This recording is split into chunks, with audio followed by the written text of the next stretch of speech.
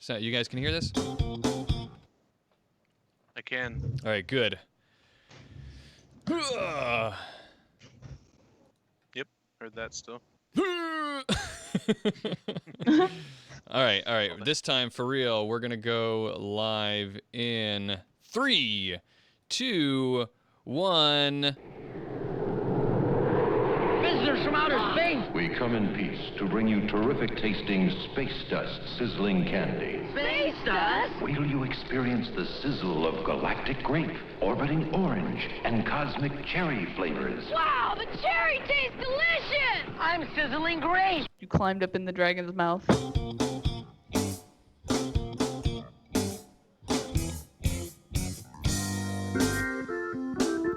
Hey everyone, it is Thursday, October 5th. My name is Bobby Frankenberger, and you're listening to episode 27 of the Sixth World Podcast.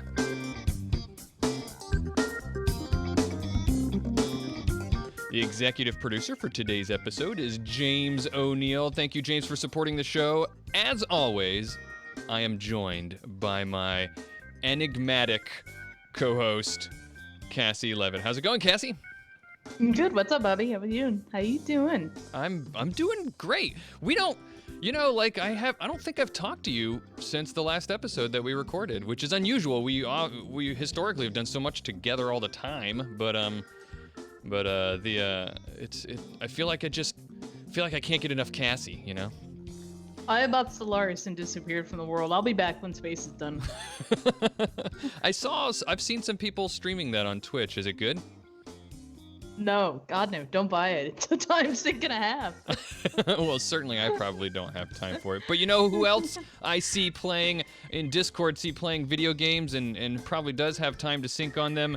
I don't know, that sounds insulting. I take it back, Todd. Our guest today is a co-founder of the Emerald Grid, a Shadowrun role-playing community, and the person behind Throwback of the complex action actual play, Todd Gizzi, who I just said has no free time and is always playing video games. Or because he's always playing video games. No, video games are a full-time job. It's the truth. It really is. Especially nowadays in the world of like so much story in your video games. Story in my video games? I mean, you know, the corporate you. Like everyone's you. Oh, okay, right. Yeah, that's fair. Yeah, so I feel like anytime I want to play any kind of a game, I have to, unless it's like a fun iPad game, which I've found plenty of, but still. Yeah, I've even got that. I recently found Wayward Souls on my iPhone, and now even when I'm away from my computer, I have video games to play. Well, the more video games, the better, is what I say. Amen. You know, I say it all the time. Yep, that's what we say about you. That's you guys know it. That's the thing I say all the time. Yep. All right. Well, before we go further, we got new patrons to announce for our patrons of the Sixth World Podcast: Outlandish, Oddities, and Jason. Just Jason. Thank you guys for supporting the show on our Patreon, patreon.com/sixthworldpodcast. Jason sent us a message on there, and I had to share this with everybody. He sent us a YouTube video of Lionel Richie's Running with the Night, saying that Lionel Richie is the very first Shadowrunner. And I can't play the music for you guys, of course, because then YouTube won't let us put this up. But I was delighted by hearing that. Jason, thank you, Jason, for sharing that. What have you guys been doing? Anything else over the past week or two? You know, like anything interesting going on? Solaris. No. I guess you already told us, didn't you? Yeah. What have we done? Todd? We did some interesting. We did this whole series of Deltaware jobs and got that hospital that does Deltaware for Evo in Turkey. Yeah, so we got is it Istanbul? No, it's Constantinople now. Oh, well, I always have to sing the song. I forget, and just the opposite. I think, so. You have to get to that part. Istanbul's not Constant. Okay. Yeah, it's back to Constantinople now. It's back Constantinople. So yeah, we got the hospital that's in there that's mentioned on one of the islands, as well as one of the official contacts that's in there. We got to meet her. We're doing all that stuff, and we have an actual Turkish man giving us the deets Which is Nice. nice. Can flesh it out for us in the real world. Super helpful. That is helpful. Always good to have Yeah. someone. It's like when like we got some friends over in Germany who like to give us the lowdown on what's really going on in the Sox region. Oh yeah, and thanks to the Shadowcasters Network lore channel for some people helping me out there trying to figure out what Evolution's clinics who they were sub to. So it was in fact Evo. I got the old notes from Opti. It's really helpful. Yeah, he is the best resource ever. I wish I want his library. Like just I Yeah. just want the hard drive out of his computer. or All or the at least notes his like a red string pin board of connections between everything, you know, like Mhm. I sense a Shadowrun coming. yeah, exactly.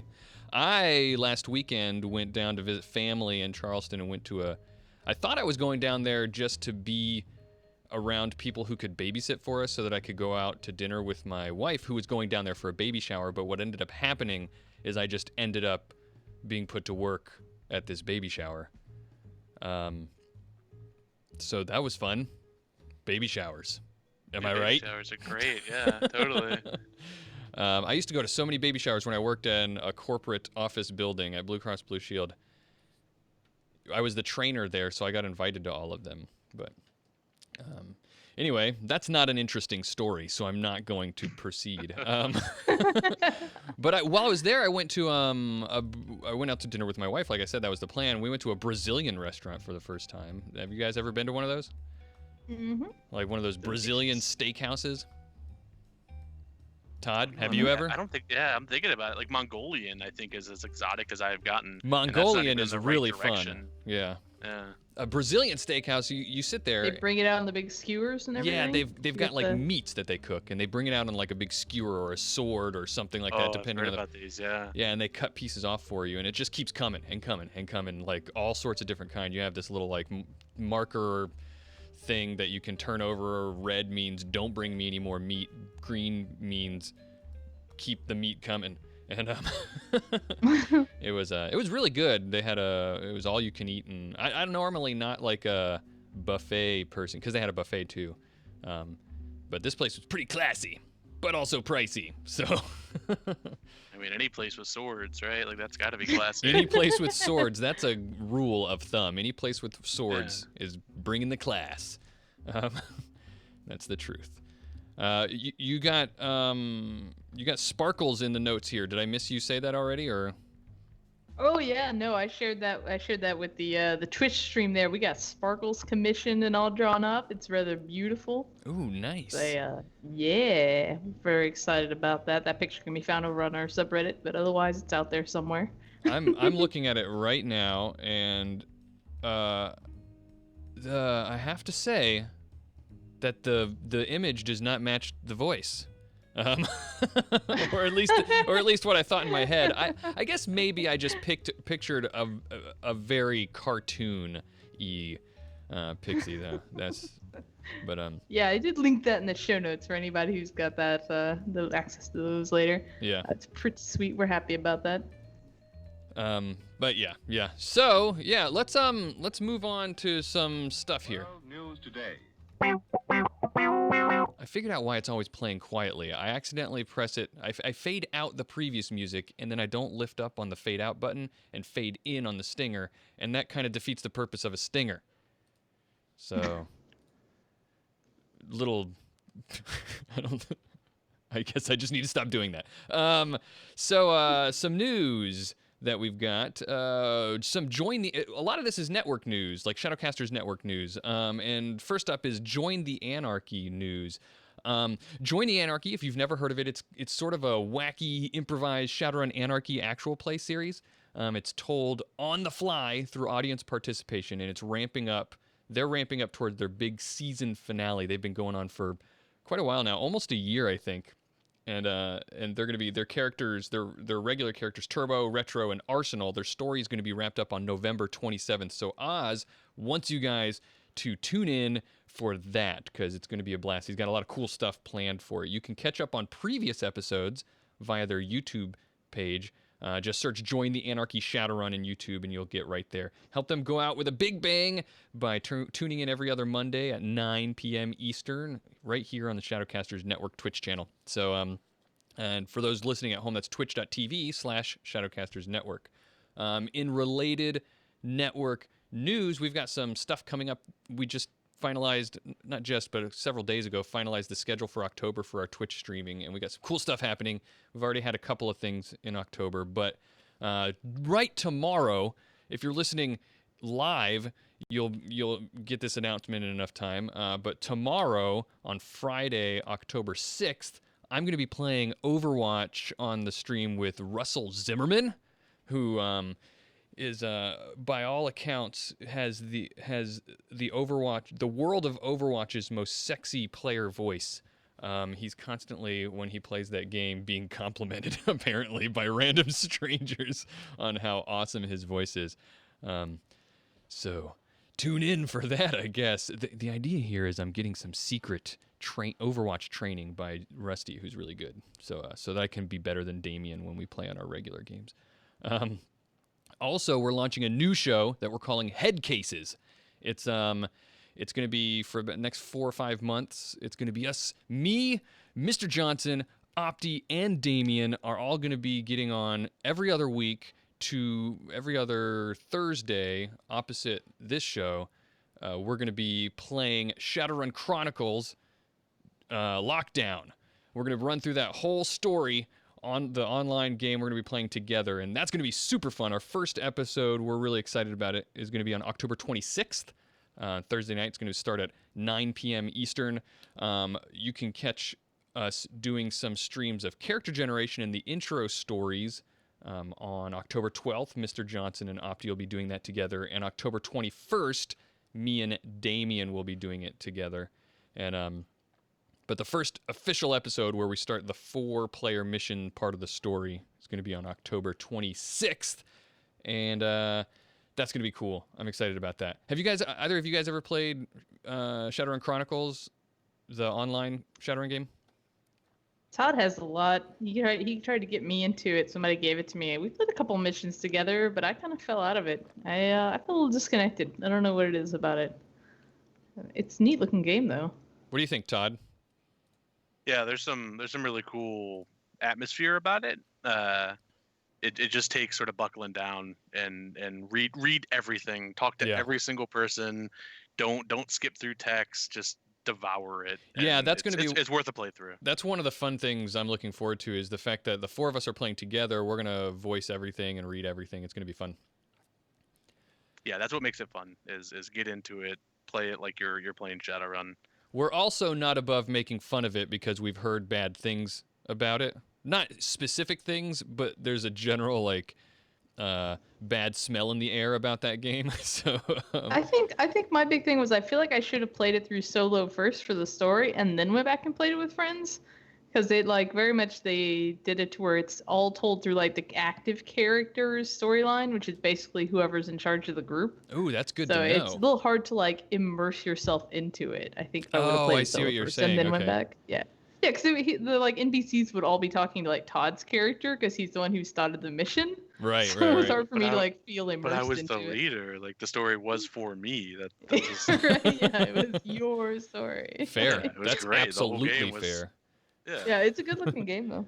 I like it.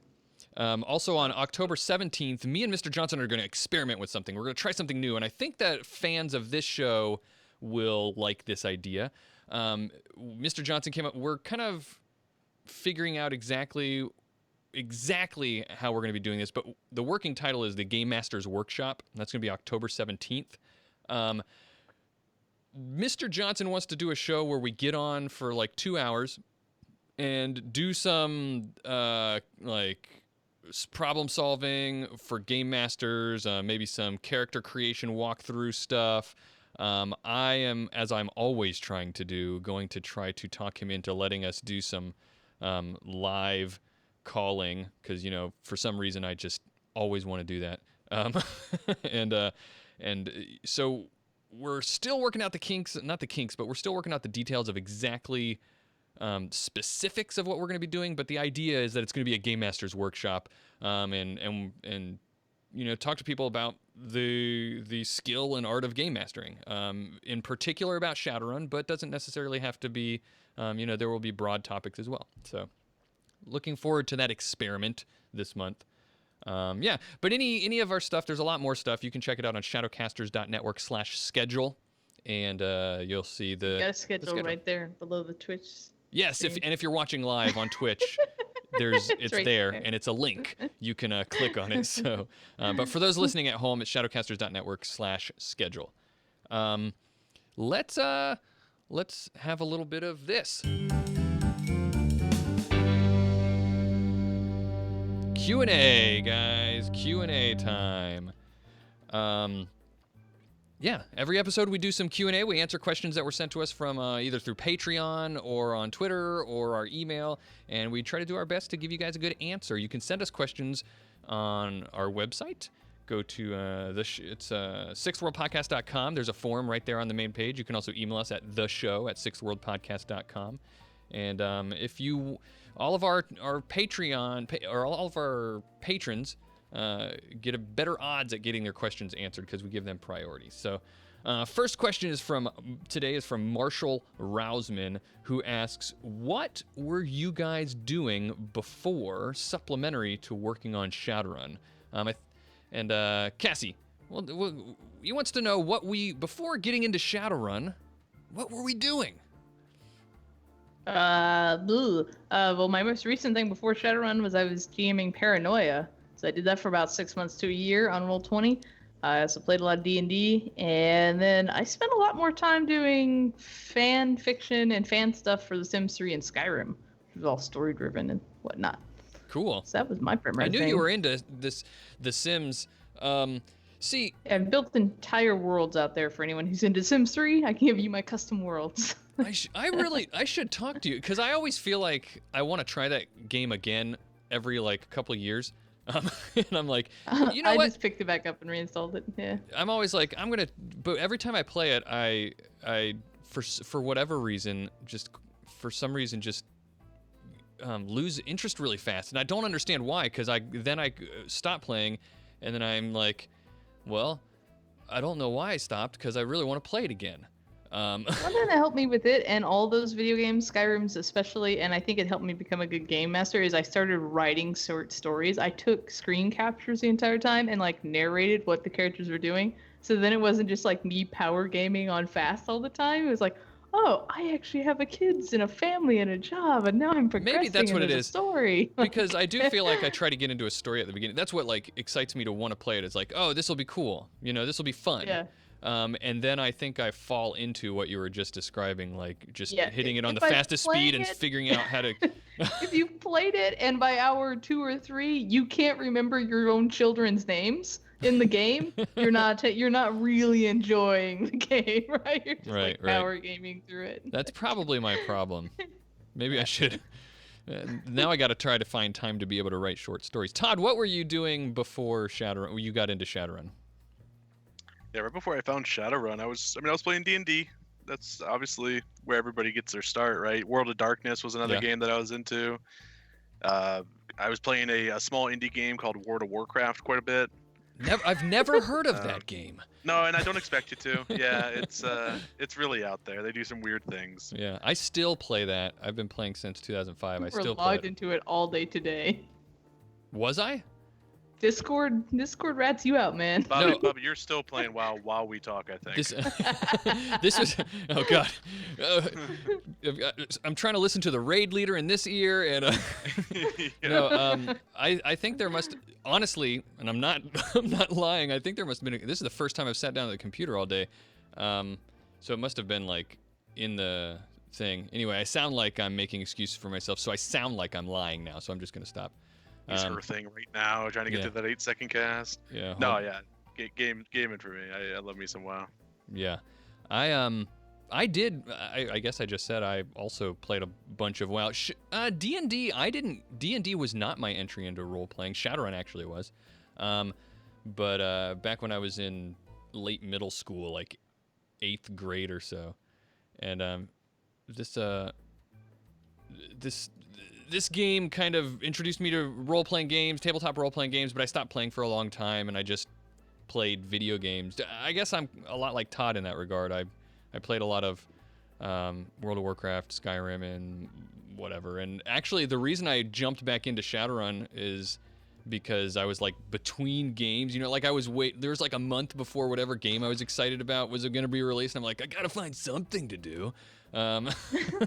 So I started trawling around on Roll20 forums and looking for Shadowrun groups. So, and then the rest is history. But yeah, that's what I was doing.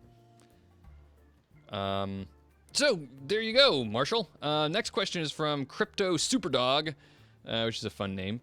Says, what are your thoughts on metasapients for player characters? I want to be open for my players to choose whatever they like from the books, but there's a lot of potential issues about simple things like, does a Pixie's Ares Predator 5 have to be resized? What about a Panzer cannon? Can a centaur climb a ladder? Do they need specially made armor, etc.? How do you handle this in your home games, and how would you recommend other GMs work with their players to find a satisfactory version of the character? The reason I picked this question out, Cassie, is because Todd was going to be here, and you and Todd on the Emerald Grid, you guys make an extra effort to make these kinds of metasapients work. And so I thought you guys would be both uniquely in a position to answer this very question. So. Yeah, we talked about Sparkles earlier. She was a Pixie Decker who just retired with 400 and some karma, something like that. Then we've had a Shapeshifter and a Ghoul, I think, have been our other two big ones. We did do we have a centaur for a couple of weeks? No, we have a Naga. We have a Naga still. So yeah, I think the biggest thing you're gonna have to do is just, if you want to do it, you first as a game master need to understand that it's going to be extra work on your part, and you need to be willing to roll with that. Because, right, you're not gonna probably find in any of the books exactly how a Pixie handles a gun, as in your example, or centaur armor, or climbing ladders. So you're just gonna have to make that shit up and roll with it, Whether it's, put it back on your players. If you got players who are good at narration, have your centaur explain how they climb a ladder, and then maybe give them a roll if it sounds like something that needs to be a little bit challenging for them to do. But I tend to draw some hard lines. The world isn't made for you, and that's kind of tough. But, also your out can be Evo. Evo is well written so that they have meta-human and meta-variant products out there for you to do whatever your job is. For our shapeshifter who was a parrot, we strapped, I think, critter armor onto him, and he had critter goggles, and that's how he rolled with a lot of that stuff. Yes, I think you're gonna have to be empowered and make your own solutions to these problems, or ignore them. Just assume, Evo makes a pistol that's the size for Pixies, and continue about your day. That would have been my answer. Is that if your Pixie buys a Ares Predator, it's Pixie-sized. There's some things in the book that kind of help with that. Just being a troll in general includes that price increase for lifestyle and things like that. Like, there's things like that exist. You could add 10% if you really need a mechanical explanation for why your Pixie has an Ares Predator. Sure. Yeah, or there's always also the penalty, which is what, a -2, I think, if something is one size different than you. I think, isn't that the dwarf control thing? What is that? I think Run Faster, Running Gun has the table. Run Faster has those rules for sizes of gear and stuff. Yeah, and I say some things we just draw a line at, right? I'm sorry, there's not a motorcycle made for your centaur or Naga, right? There is the one. There is the one. I think Evo? Is it Evo that makes it? The Horizon, is it Revolution? The one that you literally just get into a giant ball that stabilizes with... It's a hamster ball? Yeah, I don't know if it's actually a hamster ball, but that's how I imagine it. I feel like the writers were trolling Catalyst when they put that in there. Yeah. I mean, especially, like I said, Evo literally has a lot of fluff about that, and they are trying to make these products. If you want to go that route, just do that, make life easier. Trolling Stone says, Evo! Yeah, Evo. You gotta love Evo for ingenuity. Yeah. Definitely comes with its drawbacks, though. When your team's running for it, the Centaur is not going to be able to squeeze into the fun one with the rest of the team and get away. Yeah. I did that as on my troll character, right? I bought my own car and just kind of refused to ride with anybody who didn't have metahuman adjustments because I found it was like demeaning for me to like squeeze into the back of a Suburban, like, or whatever. But I think the other problem you'll want to look at, probably something you're going to be more interested in, is not even the things that don't make sense, like armor for a centaur. It's more of like being dual-natured or allergies. Really make sure you understand the mechanics of that and want to deal with what that might have impact your game. Yeah. Especially being Absolutely. dual-natured. So I hope that also answers your question. That's going to be it for questions. And again, you guys send questions to us at the show at sixthworldpodcast.com or at sixthworldpodcast.com, the website there. There's a form there. So do that. What is happening?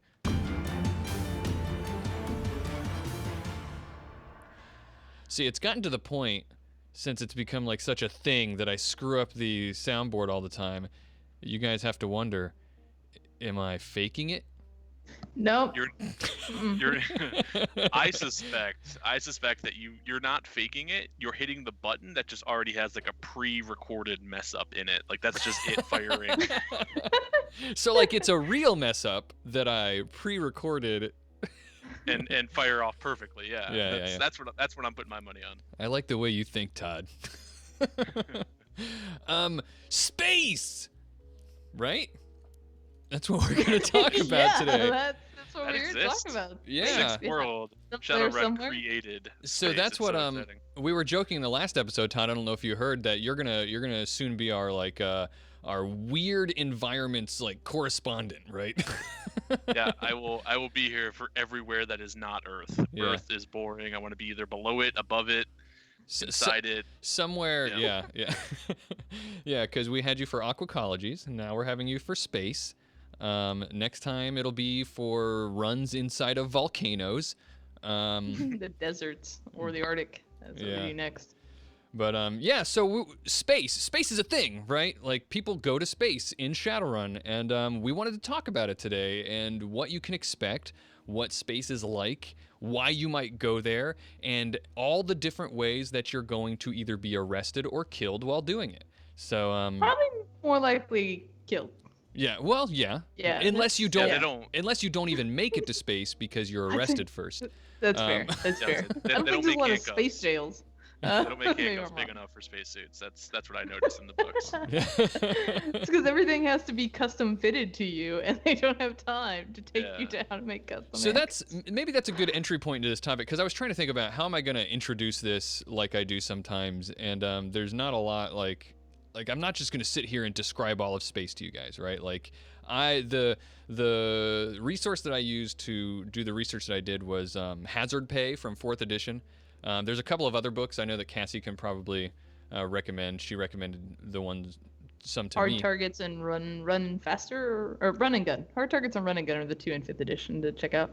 And but- Hard Target's just a tiny bit. Yeah, Hazard Pay has a lot on space, and it was just 4th edition, so I don't think a lot's changed since then. And the things that do change, it's like they talk about it in Hazard Pay like it's about to change. Like they give you a heads up.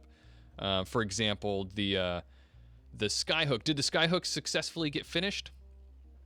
Yeah, I think Okay. So they talk about that, and we'll get into possibly what those are. But anyway, maybe a good entry is like the idea that space is really hard to get to, so much so that while I was reading through this, I thought, there's a whole chapter on space, but while I'm reading this, I get the strong impression that you guys just don't want me to go to space. Just a counterpoint, in 5th edition, literally a spacer quality. Don't go to space, already be in space. Fair Just enough. Start in space. Fair enough. That's how if you want to go to space, if you've got a mission to go to space, one of you needs to retire your character and re-roll a spacer. So there you go. But yeah, space is really hard to get to. There's tons of security. There's plenty of facilities that will launch into space.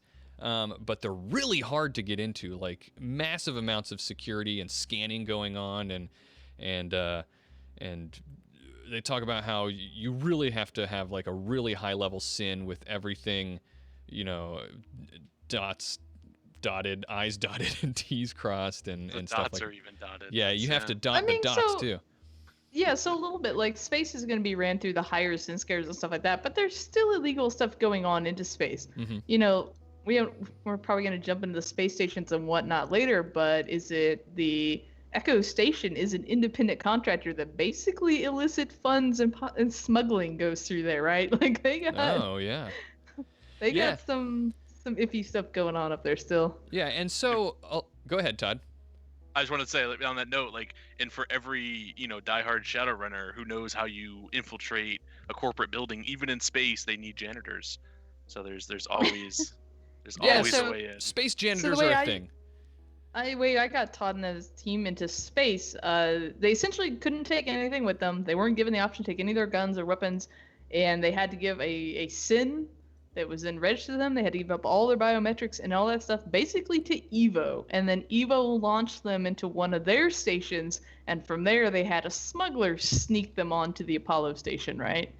So definitely making those big corporate connections, these people who have access to space and can roll that stuff. That's when you get into like Zurich Orbital or Ares, doing jobs in space for them makes it a little bit easier to get through space. Because you're right, there's probably no Shadowrunning team who's just like, we snuck into space somehow. No one saw us coming, right? Right. You're gonna need some friends probably to get into space. Yeah, and even if that friend is just bought, because I did read that there's a company called, and where is it? I'm gonna find it here. Oh, I'm really bad at this. The company that actually does look the other way and send people up to space. Golden Condor Limited. Apparently they're based out of somewhere in South America, and they have like branches all over the place. But they make it a business to charge lots and lots. Their official business model is that things that are trying to go to space, because there's so much security, lots of checkpoints that have to be gone through, lots of scanning that has to be done of cargo, and if everything's not done perfectly, you're going to get held up and things are going to be late. So their business model is, you pay us lots of money, and that stuff that got held up, we'll get it up there tomorrow. And what they like to do on the side is, because of unofficially, because they expedite things that way, a lot of Shadowrunners, because they're not looking as closely, they can use Golden Condor Limited to if they've got the new yen to spend to get them up there. I would say Seder Krupp would probably be another really good one. They have the space elevator in Kenya now, and they're well known to like test their own security plans and things like that, hiring Shadowrunners to actually attack their own security. So that'd be another good way for a GM to get people into space. Oh, and then once you're there, maybe thought. you can hop somewhere else. Yeah, that space elevator. So Seder Krupp built the so that's one of the ways that you can get up there, right? It's the how do they call it? The Kilimanjaro mass driver. Which is it's a pretty neat concept, actually. I think it's a real life concept in the world today. It's obviously never been done, but the idea is that it's this magnetic, it's like an elevator, but it's this big giant metal or big giant magnetic thing that's on a magnetic rail, and it shoots it up really, really fast. It's really tall, and it just kind of like a catapult, I guess, launches stuff up into the air so that things can get thrown up really high before they make the burn out of the atmosphere, so you spend less fuel, which is a neat idea. Seder Krupp got that going, the Kilimanjaro mass driver. So that's I would say depending on what the GM wants to do, if you want it to be an in-game thing, then wait for everybody to get Deltaware and rating 6 sins and try to slip through security. Otherwise, go the cheap route and get some fancy friends who can put you there. Free. With a little bit of blood. Or start there. Just start there. Start on Mars. Fast forward 2 years, you're leaving Mars. Yeah, do that in media res thing. Just say, you guys got there somehow. Funk Master Rick describes it perfectly in the chat. He says it's a vertical bullet train. That's exactly right. That's great. Yeah, there's a space elevator now. The Skyhook space elevator. That's what they talk about in Hazard Pay, but it's finished by now. It's literally just an elevator to space. So you could do. I'd never thought about that though, Cassie. Like they're gonna want to test things and in their own security, and that might be a reason that they would send Shadowrunners up. And that's also like Ares 2 has a space station that's full of bugs. They research on the bugs in space so they can't get out and just get everywhere. So it's a great one to go attack bugs in space, right? Ares needs you to clean these people out because sending Firewatch would be a publicity nightmare. Then your run can be called Bugs in Space. Your job is just to shoot them out airlocks where there's no astral count, right? Right. That'll do it. But that's a way to get your mages up there too, and give them like the problem of having to deal with no mana in most of space. There are areas. So Todd, you guys went to. Cassie told us in the last episode, and that she sent you guys into space on the Emerald Grid, right? Yeah, we awoke in space. So what kind of a archetype were you playing? I play a augmented up Street Sam. Nice. So you didn't have any weapons? I know Krav Maga. Oh, you don't need weapons. Your body is your weapon.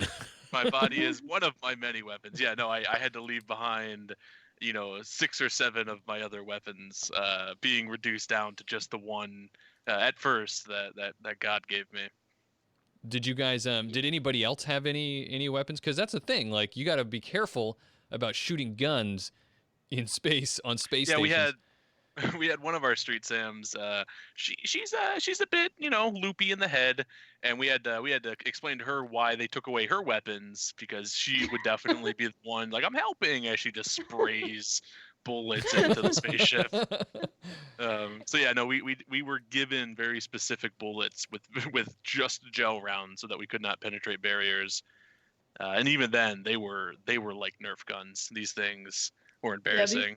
The Evo basically knocked them out, put them into like a coffin essentially, and shipped them up there, and then had them on a little like spaceship go into the Apollo station when they woke up, and then were handed like a weapon that they had been given full of gel rounds, like whatever their preferred weapon was. So no magically active characters? No, none of the magically active characters signed up for this one, and they knew that ahead of time. I was sending them to a place that didn't have an astral count. No, that's not what I went. Manosphere. So that's something we should talk about. Is that in space, you're outside of the manosphere. So what happens to magically active characters when they go to space? Well, nothing if they just hang out in their if they're not dual natured. If you're dual natured, you're just dead. You're going to die. So no ghouls. No dual natured people. Yeah. But there's obviously some way to do it, because Ares does have bugs research going on. So there are some created manospheres in space, but they're not natural, and who knows how they do it. But yeah, so mages, when they go up in there, if you're just being human, you're fine. Though you will feel disconnected from the manosphere, and then when you try to astrally perceive, the things go really wrong. You'll go mad potentially. Yeah. And if you astrally project, you just are sucked out of your body and disappear forever, basically. Oh, good night. That would be terrifying.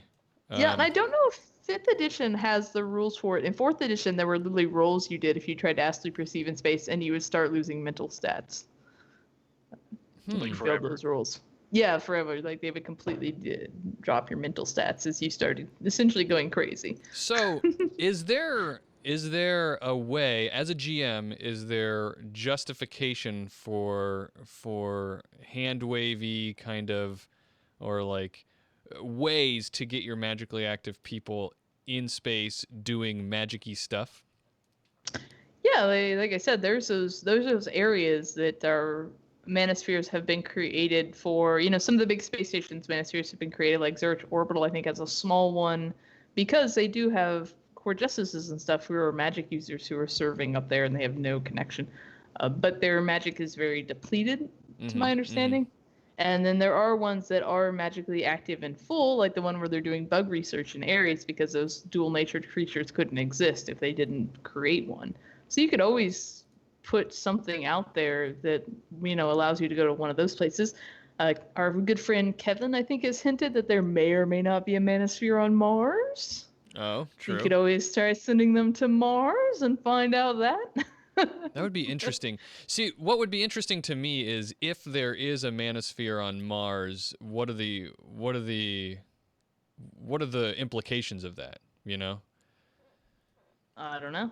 Perhaps that's where the Omni-Psi is. Perhaps. Todd, so Never mind. so Todd, you guys, I want to hear from the player's perspective. What was it like being in space? Like, what were you constantly thinking about, not thinking about? What were you worried about? What were the difficulties running in space? We from the very beginning immediately had to struggle with just the idea of moving forward. So you were in on a 0G station. I think we were en route to a station, so we were temporarily experiencing low gravity. I don't think it was 0G; it was low gravity. I guess they call it microgravity. I hope you have glasses that you just raised up a little bit. I did. Yeah, no. I mean, yeah. So there's just the struggle of moving distances and the risks of hurting yourself with gymnastics rolls, having your movement greatly reduced once you actually get like grav boots on and locked in. It's just the little things. I've never been on a run that we were so focused on how long scenes were taking, like mechanically how much time was passing, because if enough time went by, our suits were going to run out of air, or we might really miss a maintenance check, and then the threshold for suit failures increases. Like, everything matters. There's nothing that doesn't matter. That's so interesting. And so you said you were doing gymnastic tests all the time to move around? Not all the time, but for anything complicated we were trying to do. We entered into a large warehouse room once we actually got into the Ares station, and as we were attempting to navigate some of these containers, instead of like looking for a ladder and climbing up, we had people just leaping to the top, or once the crazy monsters came out, we had people leaping away and bumping into things and bumping into each other. Yeah, it added a different dimension. That's interesting. You don't. You stop when you hit the surface. Right. That's really cool. Things that you don't typically have to think. I think I spent one of my turns actually grabbing a teammate because he was going past me. Yeah. Can you protect the principal that way? I don't know. Yeah. And one of the big things to remember in space is when you get into those low gravity situations is your strength becomes more important than your agility, because it's all about you're picking up your feet, moving your mag boots, and whether or not you can lift your bone body the lower the gravity is. Yeah, interesting. That's a very good point. So what was the job, if that's something that I could ask? They were there to steal one of the Ares laser rifles prototypes and a bunch of the other barrels to it. It was a costly prototype. It wasn't even a prototype. It was a theft, because Ares Apollo Station is a big storage facility for the most part. Mm-hmm. And what they encountered while they were there was that it's in canon that station has an area that's in quarantine. Yeah. And I made them go into to recover this. Of course, I mean, you're going to go to the station. Yeah, you have to go to the quarantine place. Yeah. You got to go to the quarantine spot to get the thing, the MacGuffin. But no, it was these laser rifle attachments and stuff. And so they went in there, and I decided that what was in there, perhaps because we had just talked to Scott about CFD, we got to deal with some CFD in space, right? So in Stolen Souls, it mentions the horrendous things you happen when nanofaxes or nanocopiers basically contract CFD. They start try to print organic mass into things. So I had them all attacked by these hideous little monster creation homunculi things that were being printed by the nanofaxes, and they were attacked by CFD. We literally watched these things meld together. Nobody's sure if we should shoot it, if we should run from it, if we should talk to it, and we just literally watched them create themselves and then leap onto one of our teammates. It was horrifying. Yeah. Well, you should have shot it. Is the answer? Yeah. No, we learned. Well, they did. They did try to do that. But one of the infections that they were dealing with actually has some technomancy abilities, and it actually bricked one of the players' spacesuits. Oh man. Yeah, so that's another thing, right? A team member goes down on a normal run, goes unconscious, goes into physical overflow. They become a burden that you have to deal with. when a person is still alive, is still conscious, but their link to leaving the station has been bricked. Like there was something like deep in my gut going like, wow, this person's gonna die, but like I'm still talking to them, they're still here, but as soon as we try to leave, they just don't get to go. Like that was a reality man. I was trying to chew on while still trying to fend for my own life. Yeah, you know what that reminds me of is all those scenes in some like deep space movies where you've got like the person who's stuck in a spacesuit floating out in space and they're just gone, but they're like communicators still open. That reminds me of that somehow, like that kind of gut-wrenching like what do we do? You're not going to make it and you're still a person. How do we deal with this? Oh, exactly. Yeah, as we're running down this hallway, that's exactly what I was thinking about. Yeah. And designing that counter was fun because it was simultaneously there were big spaces and small spaces. So one of the runners had claustrophobia. So when you're in a spaceship, you're in basically a tin can of small. So she was experiencing claustrophobic the whole way. And they get into this space station, which still has some relatively small corridors and whatnot, but it also is huge, right? The Ares of Apollo Station is massive. And so that's where the part became more like timing and how far are we traveling and trying to figure all that out comes into it, because like I only have so many hours on my suit and we gotta run through like several floors of this nonsense trying to find what we need to look for. Yeah, that's the Ares Apollo Station was one of the first, according to Shadowrun canon, is one of the first space stations to go up in low Earth orbit. I think it and Zurich Orbital are the two oldest ones. I think they've been updated since then, but they may be the two oldest ones that are up there. Yeah, they managed to survive and not come crashing down in the two Matrix crashes that happened, which stymied a lot of. So space stuff was like really popular in like the early Shadowrun years, like maybe not in the rules and stuff, but in the canon, like 2050s, 60s, as it was ramping up, it's like becoming this huge economic thing. And then the second crash happens, and that was like everybody was like, "What?" Because it destroyed. Obviously, the virus got sent up to all that stuff, messed everything up. Tons of stuff crashed and blowed up. Yeah, there's some big events we got to talk about though too. Not to get off the Matrix thing, it's cool to know that every space station maintains its own grid in space. I didn't know that. That's really that's in 4th edition. That's not mentioned in 5th, but I can't imagine it's changed. Based on how grids they wouldn't have turned that off the last 5 years. Yeah, we didn't turn off the grids. We don't know how those work anymore. Yeah. One interesting thing talking about history is It was interesting to see how sometimes you run into these weird situations when you're talking about Shadowrun history where we've already passed, like we're well into the canon Shadowrun history. So the Apollo station went up and online, I think, in like 2016, according to canon. So it was like last year. Oh, like last year? Awesome. Oh, I want to point out that we were just talking about this before the show, Cassie and I. Dungozan's will, right, has the thing in there. He's going to give, 20 million new yen to the first research team that can grow an acre of wheat in space. Yeah. It's like in our real life, we just spent $2.5 billion. That's exactly what I thought. To get a remote control car on Mars. Yeah. This guy's going to pay chump change for you to grow wheat in space. That's exactly what I thought. Defense, I think it's because the space stations are already there. They've already covered a lot of overhead. It's just now the science research they got to get done. But still, $20 million. Like, that's like a couple of leonization treatments. Because that's in lower Earth orbit that he needs that to happen. And that would be a good one for your mages to go on, right? Because there's going to be a manosphere potentially there if they're trying to grow life. Yeah. Because it still has not been claimed. There are 2 companies that are trying to work on it, but it still hasn't been claimed that acre of wheat grown in low Earth orbit to get your 20 million new yen. Well, maybe it hasn't been adjusted for inflation. I'm sure that 20 million has been growing in an account somewhere. But if you want that 20 million, now. Either grow an acre of wheat in low Earth orbit, or just knock over a cyberdeck store. Yeah, grab a couple of decks. Yeah. There we go. So do we want to talk about what some of the stations that are? You mentioned the Zurich Orbital.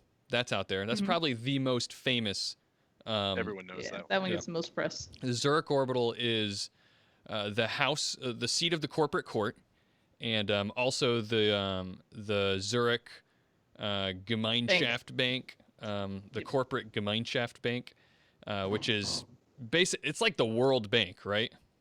Yeah, it's basically the reason you can't like hack and forge Nuyen, because it's all stored there and you can't get to it in space. And getting to the Zurich orbital is basically impossible. It's basically impossible. I mean, I think in the book unless you have like a corporate or somebody that can get you in, like somebody in the Big Ten, you're not getting. Yeah, and you're talking like high up in the Big Ten. Yeah. Because the security for that is ridiculous. So it is worth noting that the corporate court does hire people. I think that's a canon thing in one of the more recent books. So there's potential that they hire you to come up there. Fair enough. Know. There's always a reason. There's always a way as a GM to get people into the places that they shouldn't be able to get to. You can't convince me that the Zeo still doesn't have stuff being smuggled from Echo Station. I bet they want fresh cheese, and it probably comes from Echo Station. So what is Echo Station? Echo Station's the one I mentioned before that's still an independently owned space station for however they managed to do that. And it's well known that it does illicit funds move through that place as well as smuggled goods. So it's a really great one to use if you want to do more of the space pirate or you're moving around without corporate help. Like, you can get them on board and pay to be smuggled through them. They're where your space pirates are, basically, in my mind. I don't think it says that, but that's how I vision them. Right. So yeah, the Zurich orbital, that's super popular one. I've always liked the idea that the corporate court is in space. It's pretty neat. There's also one that stood out to me just kind of aesthetically was there's a station called the Nimbus Shipyard, and it's a shipyard in space that what it sounds like they build spaceships and stations and stuff in space. I don't know off the top of my head. I didn't note it who owns that though. Do you happen to know? That one's owned by Ares. Ares, okay. Yeah. Ares owns a lot of the stuff in space, so. Yeah, well, Ares, again, a little chunk of history. They were one of the first people to do that. Ares Space is a really old division of Ares because they bought up NASA. When that split happened between the UCAS and the CAS, and when NASA had to go under, so they bought up NASA and all their assets. So they've been in the space game for a really, really long time. Yeah, Dyson 3 is worth noting. It's Starfield Botanical Engineering, and it's where they're trying to grow space wheat. Yeah, so they actually apparently they quote unquote succeeded, but the good old Draco Foundation with their litigators managed to say that they didn't get the 20 million new yen because they technically weren't in low Earth orbit or something like that. Maybe they were outside of it. I think maybe they were above it or something. Well, yeah, I did one at. Good. I was saying, isn't it also not wheat? Isn't it like literally space wheat, like quote unquote, like the product? It's trademarked. I don't know what it means. But that's I think they grew something that they named space wheat. I'm not sure that they grew wheat in space. And those dirty lawyers were like, "Well, it's not wheat, it's space wheat." Yeah. Another two, like I know Evo and Satyr Cup both do a lot of manufacturing in space, so they're good ones to do like sabotage jobs on. Yeah. I think they're mentioned there. I want to while we're talking about space stations, why don't we can briefly couch this around the different regions of space that they talk about. I think all the ones we've really have talked about lower Earth orbit. Yeah, and those are low Earth orbit are going to be the easy ones to get to. Those are that's. I remember seeing it's like what 2,000 kilometers is the max of low Earth orbit, but it's even lower than that. I saw a diagram on like YouTube one time of some video that showed like a cross section of an apple, and the skin, if the apple was the Earth, then the skin of the apple is where low Earth orbit is. So it's really close. It's really low. Yeah, it's fair. But there's a lot of stuff out there. And in fact, it says in Hazard Pay that at that time there are 65 stations that were out there, and they're all being supplied by these low Earth orbit hubs too that do drone runs and all this kind of stuff. So there's this whole community almost out there in low Earth orbit. There's also above that is geosynchronous orbit, which I'll push up my glasses again, and what they really mean is a geosynchronous equatorial orbit. Anyway, that's a little bit higher. Those are like we're satellites, and there are some space stations out there, but they orbit a lot higher out, and they're kind of like in a fixed position above in the sky above Earth. Yeah, and that's kind of another one that's worth mentioning because the Silver Pinnacle is there, and it's also a non-mega corporate station. So it's another one of the smaller stations you can get on, and I think they specifically, like, I imagine that they are the rental cars of the space world. Like they are there for people who don't have space. Yeah, anyone who doesn't have space assets, you can essentially rent their stuff. The Silver Pinnacle, yeah. Silver Pinnacle is the name of it. You fly Transorbital. You fly up to the Apollo station and then go to the Silver Pinnacle counter and rent your Silver Pinnacle space. Yeah, they're another independent one, so you can get up there without going through the megas. Yeah, there's a lot of satellites out there in that range, the geosynchronous orbit range. But some stations are out there. There are these Lagrange points. I won't go into details about what a Lagrange point is. This isn't a science podcast. But they're really far away from Earth. There's still some points, but they're still between like the Earth and the Moon. Technically, there's one on the other side of the Sun from Earth. It's Helios Station is what that one's called. There's a lot of like it's an deep space observation station. And this one's worth noting where a few more of the Evo stations come, or not Evo, NeoNet starts showing up a little bit more. Is in the Lagrange points the deeper space? Yeah, I think they have at least 2 space stations there, maybe one in low Earth orbit, but they have more farther out like that, which is nice. Yeah. Yes. Yeah. And they've been really interested in deep space, right? Like they have, that's another zone, which is kind of like a catch-all. Anything that's outside of the Moon is like deep space.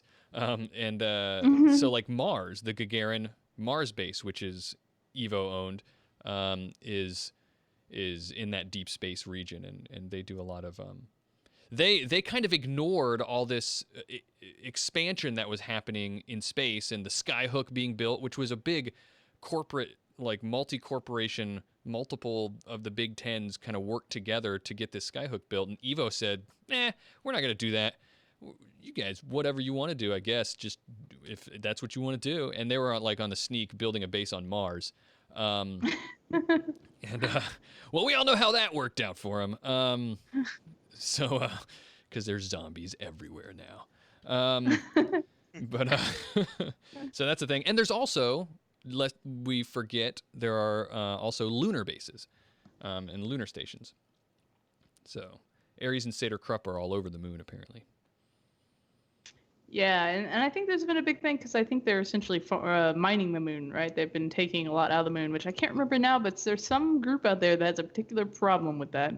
And if I could remember off the top of my head, they would probably be the ones to hire you to take down moon bases. Oh, jeez. Lunar environmentalists. That's right. There's environmentalists out there who don't care for people mining the Moon. Yeah. How do you feel about mining the Moon, Todd? Yeah, no, I think I like it doing exactly what it does. It needs to be there. Needs to not be Swiss cheese. Yeah, and it's worth noting one of those is the Artemis Lunar Arcology that Ares has there. It's actual arcology. I think that one they have been looking for magical artifacts or magical rocks or something there. So it might be another good one because it's an arcology to potentially take mages too or other magic users. And the Matrix too as well. They're going to have probably more Matrix infrastructure like we're used to on Earth versus the space stations would. Yeah. There are other cool. So we've talked a lot about like research stations that are out there, and like stations that are used for moving around, and factories and shipyards and stuff. But there are tourism. There is tourism going on out in space. As technology, of course, is involved in that. You would expect nothing less. They're so great. I love as technology. They're everywhere in my life. I need them to be. I can't wait till they make Space Suite. Yeah. And No, they it's a will. trademark. They can't. Yeah, they're gonna make I don't know. I'm not good at naming things, but they are. So the Evo has one. That's how my runners got to space. Basically, they got shipped up to the Evo resort, freefall resort, which is a fun one because it did get affected by the crash and has e-ghosts now, like haunting it. That's right. I read about So that. my runners actually got onto a small ship that took them to the Apollo, and it was being flown by an e-ghost and an AI because it's Evo. Why not? We'll give them sins. That's amazing. What is Horizon doing anything in space? It seems like they would be all over this space tourism thing. I don't think Horizon has a big space presence, but Yeah, I let's didn't see also anything. remember that a lot of the stations are a little bit older, and they're a new AAA. I think the only thing they have is they do have a deep space observation, which I think is actually also more for it's a research facility, and I think they're wanting to get to where people can go live in space. So who knows? Horizon might soon have apartments in space you can rent. Horizon. So yeah, that's a lot of like things to be at in space. I don't want to I definitely don't want us to go through a whole space episode without talking about the Space Rescue Service. Todd, did you guys encounter the Space Rescue Service while you were out there? I don't think so. Oh, I was No, they told, were That's a I was shame. told nobody. I was told nobody could help me in space. I think is what my e-ghost pilot told me. well, they might not be there to help you with what you were doing. So maybe that was true. But yeah, there's this Space Rescue Service, and it's described as sort of like the Coast Guard of the space. Of the space. Of the space, Yeah. yeah. The space, yeah. It's again, a lot of space stuff is intercorporate cooperation, and this is another thing. It's officially run by the corporate court, I believe, and it's it's what it sounds like. It's the Space Rescue Service. They're a bunch of like Coast Guard people that keep space safe, and also make sure you obey the law. So the space law. But they seem like badasses, is what they seem like. Well, they have to, right? They're like dogwagging in space. Yeah, even a patrol cop is when they're in space is a badass. Like that is a Just criteria of having a job. By virtue of being in space, or because that's how you get to space. Yeah, I think both. I think you're a badass on Earth, so you get a chance to be a badass in space. We were impressed by Is that literally what just it is? The people who go there are like, I was a badass here on Earth. It's the next logical jump. Yeah. I've conquered Earth. Yep. Level 2, man. Yeah, no kidding. I think like it said something like 90% of all the Space Rescue Service are former military people, which sure makes sense. A lot of them are also spacers. Like they've spent a lot of time in space, and they're the best of the best out there. And there's a short story in Hazard Pay at the beginning of the space chapter that features some people, some of the Space Rescue Service, like getting a call, an alert, and then like gearing up and getting out there and flying their ship. What was really funny though is in this story, it's like, we got this like a distress beacon and distress call. We have to take care of this. And everybody's like, all right, so-and-so, get to your stations and check in with here. And we're going to go in here, and I'm going to get behind the helm, and we're going to do this, and strap in, boys, because we're off. And it was like, we'll be there. We'll be rendezvousing with this distress call in 2 hours. Yeah, that's the fun thing, right? Is like, if you ever want to go to the Mars base, be prepared to skip 2 years. Yeah, Because that's how long it takes to get to Mars. Right. And presumably 2 hours, right? Presumably it was because they were a patrol that was like right next to the closest one to where this was happening. So I got a kick out of that. It was like, because the way it was written, it was just like, oh, we're going to, like high threat response almost, and then we're like, all right, tuck in because we're going to be there in 2 hours. When you talk about like, oh, they just put their gear on. Did you know there's actually a series of extended test rolls you have to make just to get your gear on? Is that true? That was another reason I didn't take, I think, any of the mages, is because we looked at their dice pools and they decided they couldn't even put on their suit. Yeah, it's like a threshold. What is it? I think it's like a threshold 12 test just to get your spacesuit on. Holy cow. It's agility and reaction, maybe? Yeah, it sounds right. Something Wow. like that. It's an attribute test and threshold 12 extended test to get into your So space. even throwing on your suit is still taking you several minutes when you're doing good. Man, that is yeah, nuts. and then you have to check it for regularly maintenance to make sure there's not a defect. And if there is, it could be potentially really hazardous. It actually has a scaling system for every time you kind of fail that. And they encountered an NPC who got in that situation. They're in the airlock and it's decompressing when they realize his suit has a leak. Holy cow. That's I had to do some quick thinking and repair his spacesuit.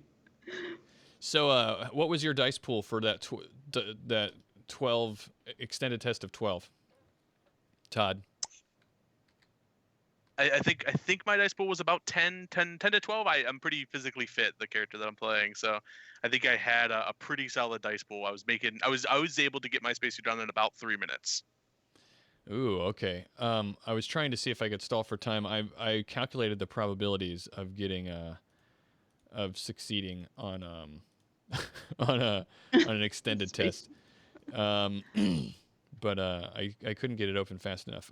So if you increase your go ahead. No, go ahead. You want to talk about your decibels?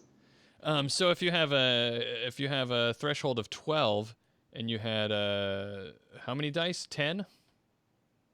Yeah, about 10. I think 10 or 11. There's no way you're not going to get it. You have like a 99% chance of getting it. Did you know that? Yeah. Yeah, well, I was confident. I don't fail, Bobby. I'd also, one quick note, because we're talking about mechanics for a minute. I would like to note this in case your magic user wants to go to space. It's only a -8 penalty if you're in an area that has large concentrations of life, like in arcology, and it's a -18 if you go to deep space. And even -18. I mean, come on. You can work around that. It's hazards of the job. That's it. Exactly. So let's talk a little bit about history, though. Can we mention the AI who took over a space station and threatened to nuke the world if AIs were not recognized as people? Absolutely. Let's talk about some history before we have to do our closing thoughts. Absolutely. Mm-hmm. So what? Oh yeah, so that's all I got that one. What are some other things? The Mars base, of course. Mars base. So the space exploration, space expansion, not really exploration, but expanding operations into space from Earth by the corporations has been stymied twice in Shadowrun history. Both of them matrix crashes, right? So the first matrix crash in the the 20s, was it 20 something? I could have that date wrong. That feels like one of those ones that I really should know, and I just embarrassed myself. But 29 and then 64. Yeah. So the first matrix crash in 29. Every time it happened, everything broke in space basically, and then nobody wanted to go back to space. And when they did finally go back to space, they beefed up security measures. They beefed up and were very, very careful. In fact, now in space after the second crash, laws were put in place with the corporate court and the UN in such a way that that it's everything basically up there, almost everything. There are a few exceptions like Cassie's mentioned, but almost everything up there is completely monopolized by the Big Ten now, because they are very, very interested in protecting their assets now, because this is messed up twice in the past 50 years. So one thing we can't not talk about that we didn't get to was Thor shots. Oh man, how do we where they just drop stuff from space to murder you? Well, tell everybody what a Thor shot is. No, you tell people what a Thor shot is. So I don't know exactly how like physically how it works, but it's basically a super weapon that is in orbit around Earth. The corporate court is in charge of it, right? Yeah, and I think they're statted out somewhere in 4th edition, maybe. Essentially, So, they just isn't it like a giant essentially- rail gun or something? sort of they just drop something from space on you and let velocity and gravity do its work. And they Yeah. will just Literally target. all it is. Yeah. It's like there's a 30-mile radius of just obliterated, and then it falls off like the 30p, minus. I think it's actually -0 really awkwardly, like for miles after that. I like that's part of what I loved about I was talking about how I like the idea of the corporate court being in space, but I don't know how I left that off. Part of like the cool factor of that to me is the fact that they have this like super weapon where they can just drop crap on you. Like we don't Eric like. the Mage corrected us there. It's Ares and Cedar Krupp have Thor shots rolling around up there. So it's not like okay, I see. So it's just the name of a type of weapon that Yeah. just those two have. That's really even scarier. Well, He said- even Neonet, like the idea of a Thor shot, even Neonet has the Avenging Angel, which they claim is like their version of the Thor shot, which is just like a real drone that you can go out and get that they like to shoot deckers with. I think it's more of a concept than a real thing. So has a Thor shot? Here's what I don't have an answer for. Has the Thor shot ever been used? Yes, they have. I believe it was Eric the Mage who was telling me about the last time it was used. I'm trying to buy for time so they can tell us in chat who it was, because he had a great story where they did drop one on somebody and just annihilated them. Speaking of Eric DeMage, he uses Thor shots in our Discord server. That's what he calls the banhammer there. So that bans the person who needed to be banned, and then like 7 or 8 other people that were just caught in the radius, right? Like, The last Just 6 the people person participating in the conversation. Just the person and the people 4 deep and above that person. They just all get banned. July 2063, Ares launched a Thor shot at the Proteus Romo Arcology. Oh. And then again in November 64, something happened. Winter Night. It involved Winter Night. They were targeted with Thor shots. And then also in 56, something happened with a Thor shot. So only on the wiki, only 3 noted occurrences. And I think that's what Eric just pasted in the Twitch chat. So more detail than I just gave you. Thank you for that. Yeah. So it's been a few accounts. think about that for a second, though. Hitting an arcology with that, that's Yeah, no kidding. something. That's the way to do it, well, though. there he goes. The one he mentions in 64 was an Omega order, so that was the corporate cord dropping one on somebody named Art Dinkweather. Walter. Oh, that's an unfortunate name. So And yeah, he that got was. That's why they Thor took him out. Yeah. Yeah. Aw. That's a shame. But yeah. What else? So let's as we like to do before we close things out, why don't we play the music to back up our final thoughts here about space? That's right. That music, of course, means that we're at the end of the show. So final thoughts about space, Todd. It's scary, and I want to go back, and you could play there forever. Good luck. Cassie, what Hold your breath. what did we not talk about that people need to know about space? Oh man, we didn't talk about the mechanics, and the rules for space are cool in my opinion. I think really so? enjoy them. Yeah, I think so. It sounds cool just from what Todd was talking about. Gymnastics rolls, maintenance on your suits, having to... Yeah, check out Hard Targets. It's got some examples of wet working people in space, and one of the reasons people hide in space because it's hard to get there, but you can still get up there and wet work someone. Yeah. I don't think I will ever go because that's what I took away from space is that it seems like way too much hassle.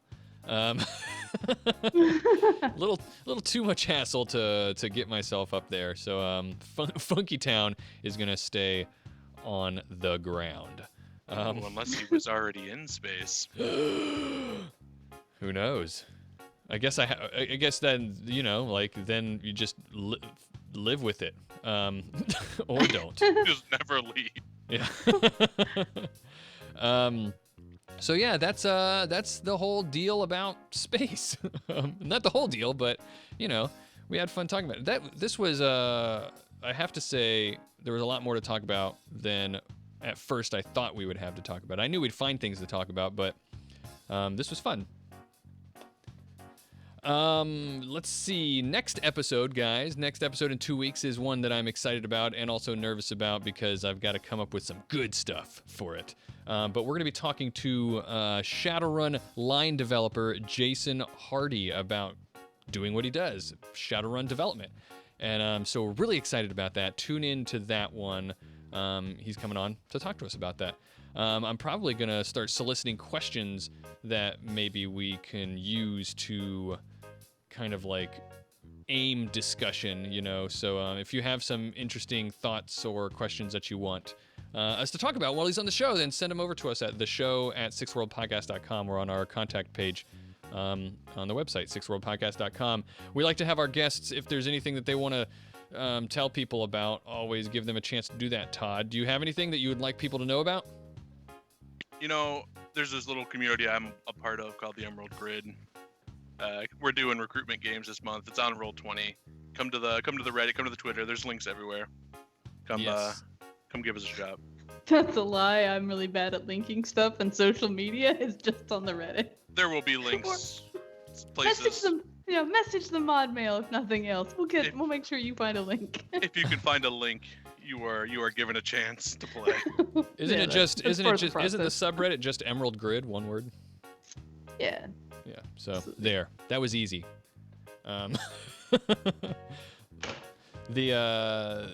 about you, Cassie? Other than Emerald Grid, since we just plugged that, do you have anything else? No, I'm gonna plug the Emerald Grid Twitch TV. Do it again.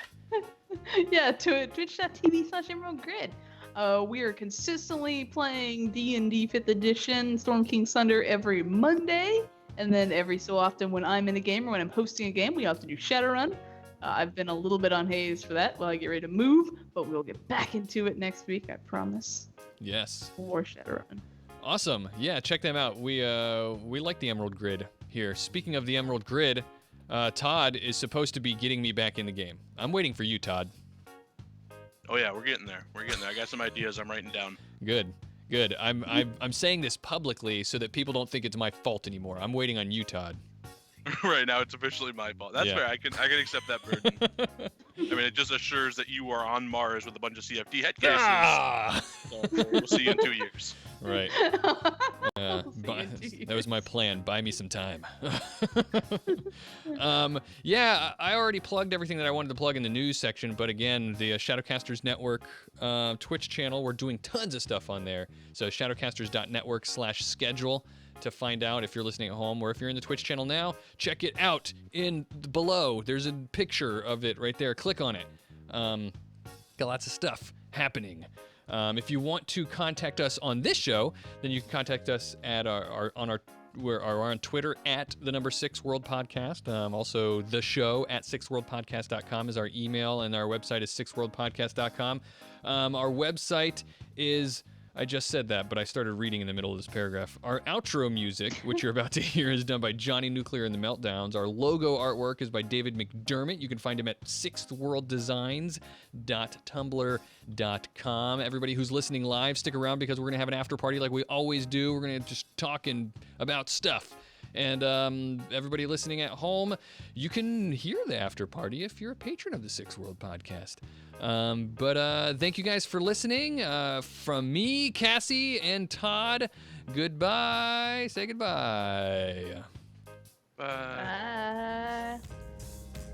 When the days have gone dark and the sky's turning gray, everybody in the world, they're just staying enslaved to technology's machines. We just feast for the screen, lost in reality.